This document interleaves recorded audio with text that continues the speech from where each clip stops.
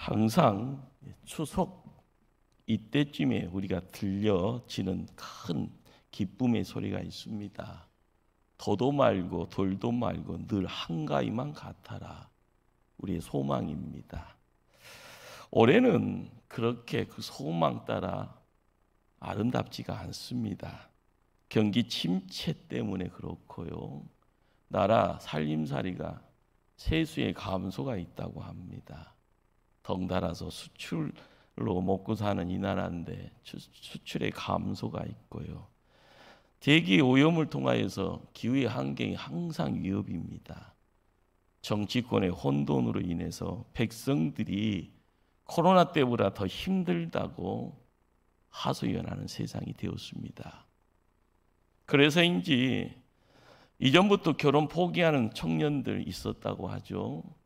여러 이유에 돌싱이라고 돌아온 싱글들이 수를 더해가는 그런 어떤 사회의 모습이 있습니다. 타지에 있으니 이제 명절에 고향 방문해야건만 마음은 닫아버리고 못 오겠다. 이 핑계 저 핑계 되는 그런 모습입니다.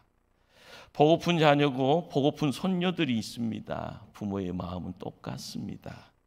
올해도 둥근 대보름달의 모습처럼요. 기쁨이 충만돼야 되지만 서글픔으로 가득 찬 한가위가 된 것 같아 심히 안타깝습니다. 추석 명절 참으로 좋은 날입니다. 온 가족이 함께 모이는 날이기에 더욱 좋은 날입니다. 하나님을 몰랐던 옛날부터 우리는요 조상신이라 그리고 하늘신이다라고 해서 차례를 지냈습니다. 바로 하나님께 예배를 드렸다라는 겁니다. 햇곡식, 햇과일로 차려진 그런 식사와 함께 먹었습니다. 그리고 그 시간이 행복했습니다. 아주 이제 요즘은 이제 텔레비가 사람들에게 가까이 하는 그런 어떤 기기가 아닌지라 스마트폰 쳐다보니까요. 옛날 광고 한번 생각납니다. 다 늙으신 어머님이요. 그리고 두 내가요. 우리 잘 있다. 내려오지 마라. 냉장고가 어떻다 이야기할 때요. 거기에 담겨져 있는 부모의 마음 그 있지 않습니까? 찐마음이라고 이야기되죠. 그런데 우리가 사는 이 세상이 그렇습니다. 3년 넘게 힘들었던 그런 코로나 다 끝났는데 이제는 좀 살만 나야 되는데 더 깊은 경기 불황입니다. 청년들의 앞길이요. 취업 안 된다고 문제고요. 자영업자의 폐업은 더더욱 늘어나고요. 뭘 해야 될지, 뭘 먹고 살아야 될지 미래에 대한 불투명이 있습니다. 끝이 안 보입니다. 암담하고요. 답답합니다. 그래서 죽을 맛이라고 합니다. 부모 마음은 이런데 주변은요 그렇지가 않습니다. 추석 명절 병원을 지키는 모 간호사가요 가족이 보내는 짧은 글귀였습니다. 항상 미안하고 고맙고 사랑합니다. 이런 마음이 찐 가족을 지키는 진짜 찐 마음일 겁니다. 이러쿵저러쿵 사정 복잡하지요.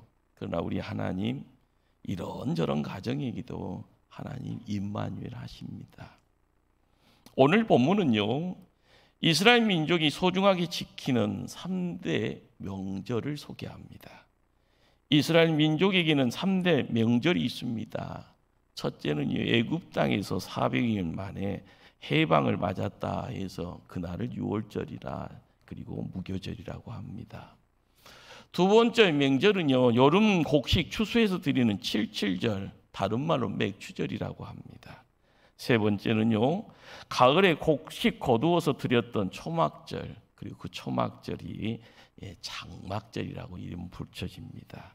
이렇게 이스라엘 민족은 1년에 3번을 명절로 지켰습니다. 이 명절에는요. 모든 남자들은요. 선택이 아닙니다. 의무적으로 예루살렘에 모였습니다. 국가적인 잔치로서의 명절을 지켰습니다. 본문에서 하나님은 이스라엘 민족들에게 1년에 3차례 명절을 반드시 지키라고 권면이 아닙니다. 명령하십니다. 왜냐하면 명절은 나름대로의 의미가 들어 있습니다. 그래서 오늘날도 이 명절이 지니는 의미를 되찾아야 할 겁니다. 첫째는요, 하나님은 한가위 추석에 온 가족이 예배를 모여라, 그리고 하나님께 감사라고 이렇게 말씀합니다. 오늘 본문 16절에 너희 가운데 모든 남자는 1년에 3번 곧 무교절과 칠칠절과 초막절에 내 하나님 여호와께서 택하신 곳에서 여호와를 배우되 빈손으로 여호와를 배웁지 말고. 17절은 이렇게 말씀 기록합니다. 각 사람이 내 하나님 여호와께서 주신 복을 따라 그 힘대로 드릴지니라. 무슨 말씀입니까? 모여라. 그리고 받은 은혜 있으면 감사하라. 이 말씀입니다. 이것이요, 본래 명절이 가지고 있는 의미입니다. 그래서 추석 명절은요, 하늘에 감사하는 마음 가지고 하나님께 예배드리는 시간이 될 겁니다. 농부들은 농부의 마음이 있다고 합니다. 그 마음은요, 하늘에 늘 감사하는 마음입니다. 농사는 절대적으로 하늘의 도움 그리고 은혜를 입어야 가능하다는 것 농부들은 잘 알고 있습니다. 그래서 옛날부터 농부들은요, 농사철이 되었는데도 비가 오지 아니하면은요, 먼저 하늘에 기우제를 드렸습니다. 농사는 하늘이 돋지 않으면 불가능한 것을 알았기에 하늘에 기도를 올렸던 겁니다. 바로 순수한 농부들의 마음이죠. 그것은 실제로 하나님이 돕지 않으면 농사도 마찬가지인 것처럼요, 도시 문명 속에 있는 사람들의 삶도 온전히 이룰 수 없다라는 것을 고백하는 장소가 되는 겁니다. 그래서 옛날 사람들은요, 불효자가 마을에 있으면은요, 동네 어른들이 혼내고 또한 그들에게 권면하고요, 그들을 나무랬습니다. 그 불효자 때문에 하늘로부터 노여움을 받지 않을까 두려웠던 겁니다. 동네에 살인사건이라도 나면은요, 마을 사람들이 다 모입니다. 그리고 나서 하늘에 제사를 드렸습니다. 이유가 뭘까요? 그 제사는 회개 제사였고 용서를 비는 제사였습니다. 농부의 마음은 이렇게 순박했고요, 순전했습니다. 그곳을 더 깊이 들어가면 농부는요, 하늘을 향한 왕천 사상이 깊었던 겁니다. 바로 그곳에 우리 하나님이 계셨던 겁니다. 우리가 알아야 됩니다. 그러기에 시편 65편 9절 10절은요, 이런 말씀을 전합니다. 땅을 돌보사 물을 대어 심히 윤택하게 하시며 하나님의 강에 물이 가득하게 하시고 이같이 땅을 예비하신 후에 그들에게 곡식을 주시나이다. 주께서 밭 고랑에 물을 넉넉하게 대사 그 이랑을 평평하게 하시며 또 담비로 부드럽게 하시고 그 사계에 복을 주시나이다. 놀라운 고백입니다. 풍년의 절대적인 힘은요, 하나님이 주시는 은혜임을 찬양하고 고백하고 있습니다. 우리 민족의 농부는요, 농사를 지어서 첫 곡식을요, 거두게 되면 반드시 먼저 하나님께 예물로 드리고 감사했습니다. 그러기에 농촌은 지금도요, 첫 가실은 목사님들에게 갖다 드리는 그런 모습이 어떻게 보면 아름다운 전통입니다. 그리고 이웃과 함께 나누고요, 온 동네 사람들과 모여서 여름내 수고했습니다 라고 해서요, 열매 가지고 음식 만들고 그리고 나누고 기뻐합니다. 그것이 추석 명절입니다. 우리 민족의 추석은 뜻이 있습니다. 의미가 있습니다. 원래 그렇게 살아가는 것이 하나님이 만든 인간의 삶의 온영입니다. 하늘에 감사하고요, 이웃과 함께 더불어서 나누고 그렇게 희노애락의 내용들을 이야기하는 모습들, 본래 짐승 아닌 인간의 모습입니다. 우리가 이 시대에 그런 모습을 잃어버리고 있다는 것이 안타깝습니다. 하나님이 원하는 삶이 거기 있습니다. 우리 성도들이 어떻게 살아야 될 건가? 하나님이 바라시는 삶의 어떤 태도가 그쪽에 함께 머물러 있습니다. 하나님은 성경에요, 이웃과 더불어 살아가는 삶을 그래서 더더욱 강조하십니다. 사람들은 살아가면서 늘 감사하면서 살아가야 합니다. 사람들이 살아가면서 감사하며 살아간다는 것은요, 그만큼 지각 가지고 있다라는 말이 됩니다. 사람은요, 이성이라는 내용이 뭘까요? 이성보다 더 올라가는 어떤 깨달음의 자리. 사람이 지각이 없으면 감사도 없습니다. 은혜를 모르면 깨달음도 없습니다. 그래서 현대는 지각이 없는 시대인가 봅니다. 요즘은 지식은 많습니다. 그러나 지혜가 부족한 시대입니다. 그래서 깨는 있고 요령은 많습니다. 그러나 배품에 대한 덕이 부족합니다. 그 결과 현대 문명을 많이 누리고요, 많이 소유하고요, 마음껏 엔조이하면서 살아갑니다. 그러나 주변을 살펴보십시다. 감사가 없습니다. 은혜도 모릅니다. 도리도 모르고요, 그냥 살아갑니다. 성경은 우리에게 말합니다. 항상 아버지 하나님께 감사라고요. 그렇습니다. 추석 한가의 의미는 하나님께서 그동안 주신 은혜에 감사하는 의미가 있습니다. 둘째로요, 하나님은 한가위 명절은 우리가 함께 즐겁게 잔치마당을 이루어가라 이렇게 권하십니다. 14절은 이런 말씀을 기록합니다. 절기를 지킬 때는 너와 내 자녀와 노비와 너 송중에 거하는 내 이인과 객과 고아와 가부도 함께 즐거워하되. 이 말씀은요, 울타리를요 지켜나가라, 결속을 다지라라는 겁니다. 더 나아가서는 이웃과 함께요, 더 나아가서는 민족의 결속도 다지라는 말씀으로 접근이 가능합니다. 이 결속이 이루어지는 곳에 기적이 일어납니다. 소망적인 모습이 나타납니다. 그래서요, 가장 바람직한 사람들이 살기 좋은 세상의 모습이 드러납니다. 우리는 그런 세상을 하나님 나라라 이야기하고요, 이 땅에 천국이 되어지기를 원합니다. 하나님께서 이 세상을 향하신 최대의 관심사가 무엇인 줄 아십니까? 그것은요, 가정의 건강입니다. 하나님은 세상을 창조하셨습니다. 그리고 가장 먼저 에덴이라는 구역을 구별시킵니다. 그리고 그곳에 가정을 만들어 주셨습니다. 가정의 행복에 대한 얼마나 많은 배려가 있었는지 모릅니다. 남자에게 여자에게 세상을 다스릴 수 있는 통치권도 주셨으니 할렐루야지요. 세상에 악이 있고요, 어둠이 있다 할지언정 본래의 힘이 있으면은요 물리칠 수가 있습니다. 그래서 성경은 여러 곳에서 가정의 건강한 삶에 대해서 이야기를 합니다. 가정의 결속을요, 건강성을요 유지하는 방법은요 어떻게 이야기해 주시는가?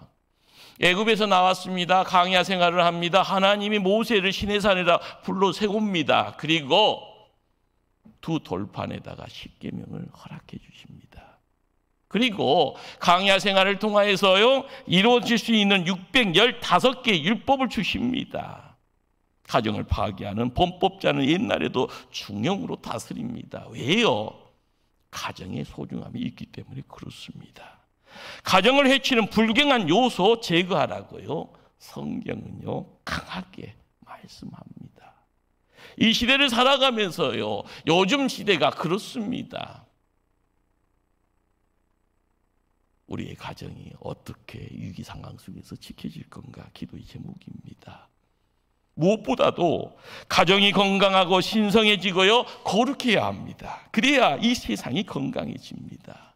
가정이 흔들리면은요 세상이 흔들리고요 세상이 망하게 됩니다. 가정이 복잡하고 갈등하고 불화해 보십시다. 그러면은요 누구나 정신이 혼미해집니다. 손에 일이 잡히지 않습니다. 의욕은 저하되고요 기쁨이나 감사함은 사라져 버립니다. 무엇보다도 영 안에 신앙의 초점이 흔들려집니다. 영적 생활에 심대한 영향을 받게 되어 뒤뚱뒤뚱 그러다 넘어집니다. 길을 잃어버리면은요, 가야 될 곳이 어딘지를 모르고 정신병자처럼요 세월을 보내게 되어집니다. 그래서 가정은 사람의 몸으로 말하면은요 심장과 같은 곳입니다. 가정이 건강하면 살아가다가도 문제 발생하더라도요 그 문제가 되지 않습니다. 삶의 중심은 가정이라고 이야기합니다. 가정이 건강합니다. 그러면은 그런 가정을 하나님 중심의 가정이 되어진다 이야기할 수 있을 겁니다. 누구나 기쁨이 있고 행복이 주어집니다. 그러다 보면은요 누군가가 함께 한다라는 것, 그리고 그것이 천국이 되어진다라는 겁니다. 하나님이 바라시는 것은 바로 그 점입니다. 행복한 성도의 삶의 모습을 깊이 들여다보면은요 열고 들어가면 그 속에 누가 계십니까? 하나님이 계십니다. 하나님의 개입이 있고요 간섭이 있고 배려가 있는 겁니다. 이 세상은 모든 사람들이 다 잘 살고 평안하게 살 수 있는 세상 아닙니다. 하나님 믿는다고 해서요 고속도로처럼 활짝 열려지는, 신기한 건 명절만 되면 고속도로는 닫혀버리잖아요.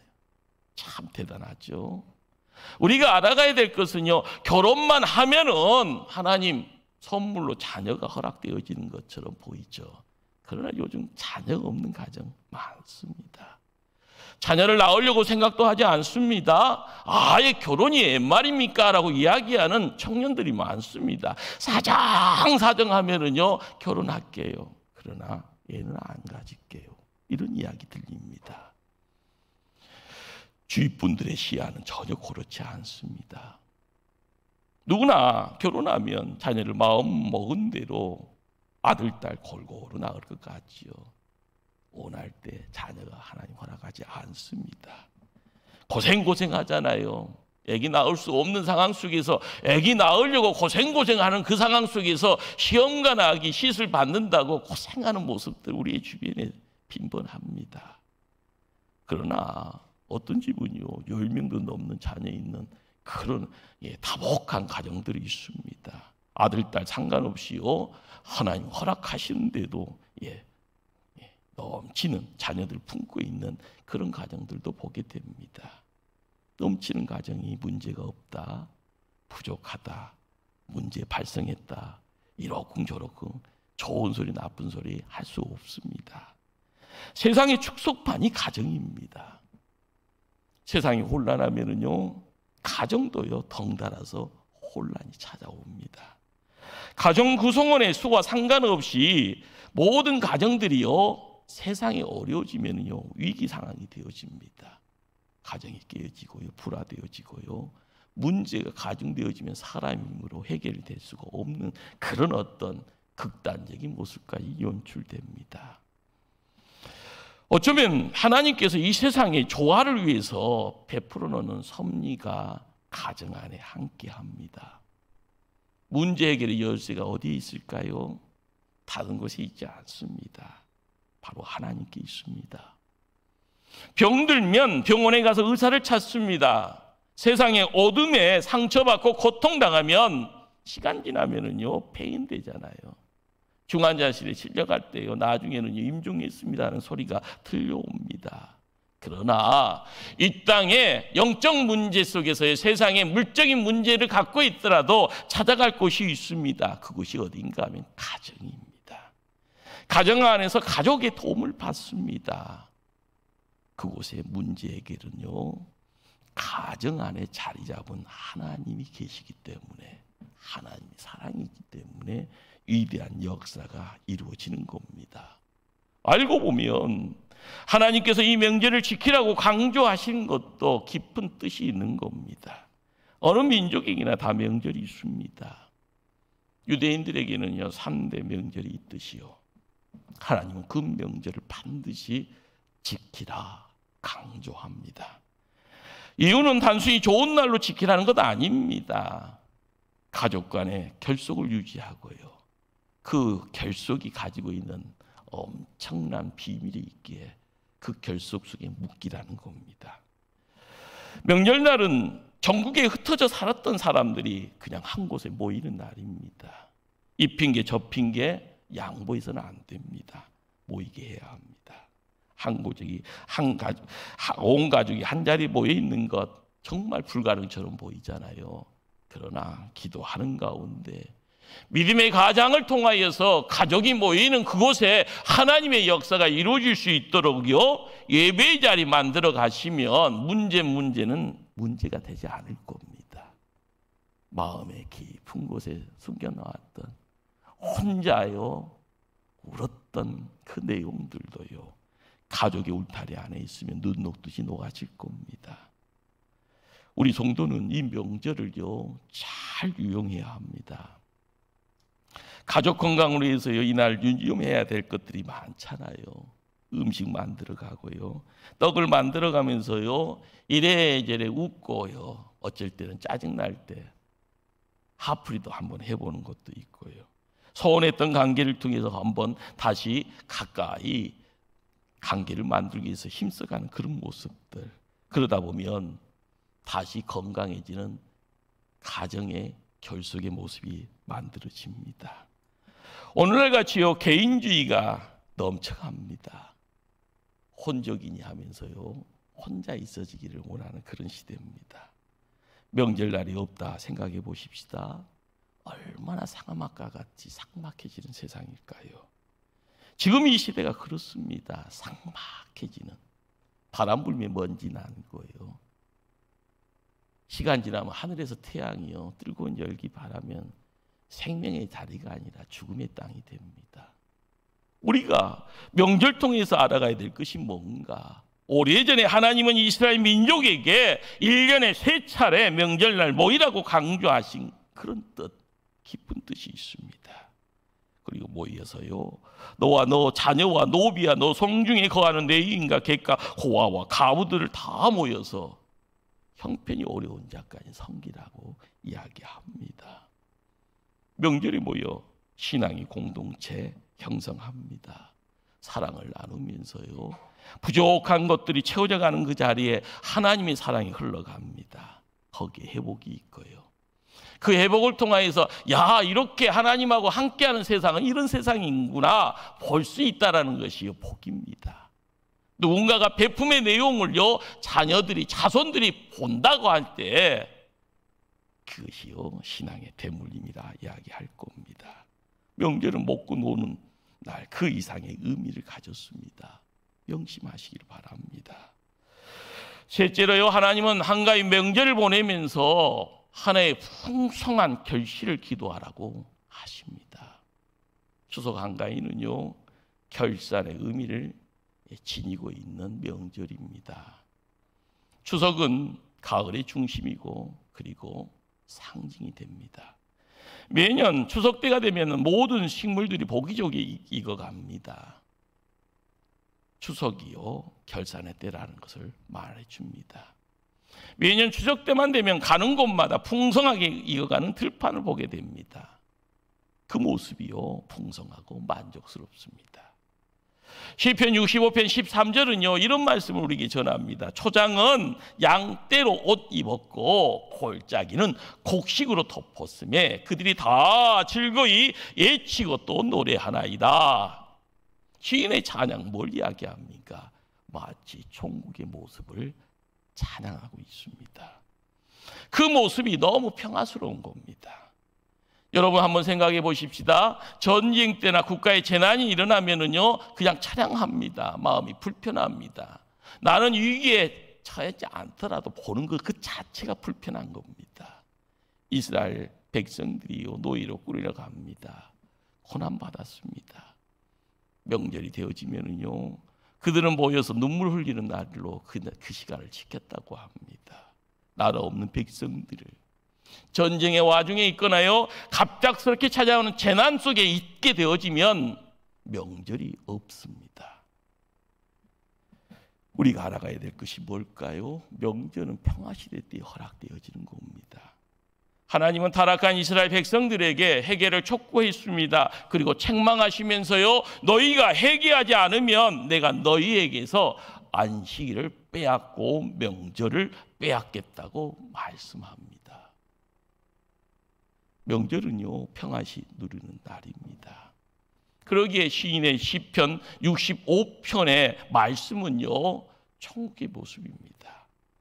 초장은 양대로 옷 입었고 골짜기는 곡식으로 덮었으며 그들이 다 즐거이 애치고 또 노래하나이다. 추석 되면 또 한 가지 우리가 꼭 깨달아야 할 것이 있습니다. 그것은 모든 생물체는요, 반드시 결실해야 한다는 겁니다. 결실한 모습은 보기도 아름답잖아요. 가수원의 사과나무에 달려있는 탐스러운 사과는요, 아주 환상적입니다. 올해는 돈도 금값이라서요, 가수원 주인은 어떻게 풍성함이 있을 건데요.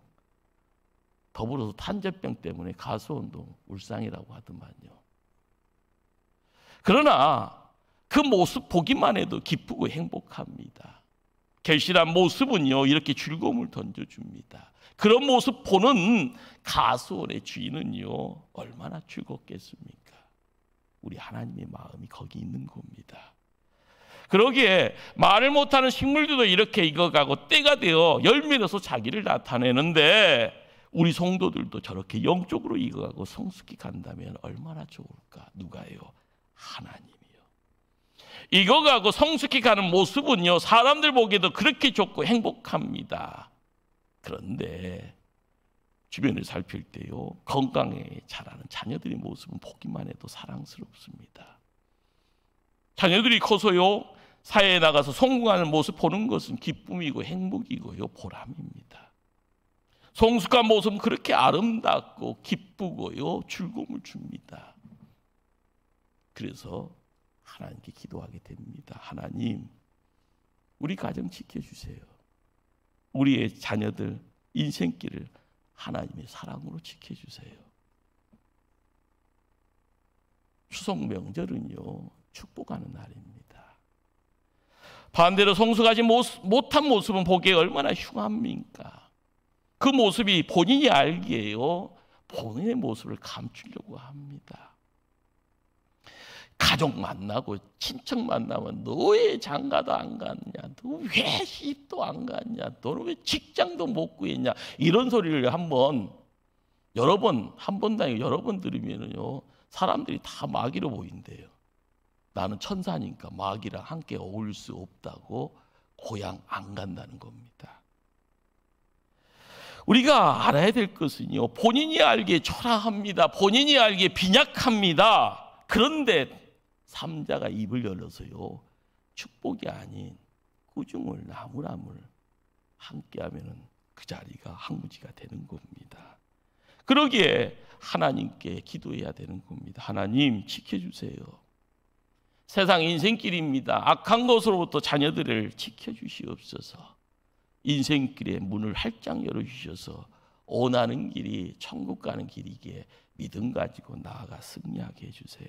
기도해야 되는 겁니다. 그렇습니다. 결실이라는 것이요, 세상에 나가서 성공만을 이야기하는 것 아닙니다. 사는 집이 100억짜리 집에 살고 있다고 자랑하는 그 모습 속에서 성공의 안성이 있는 것 아닙니다.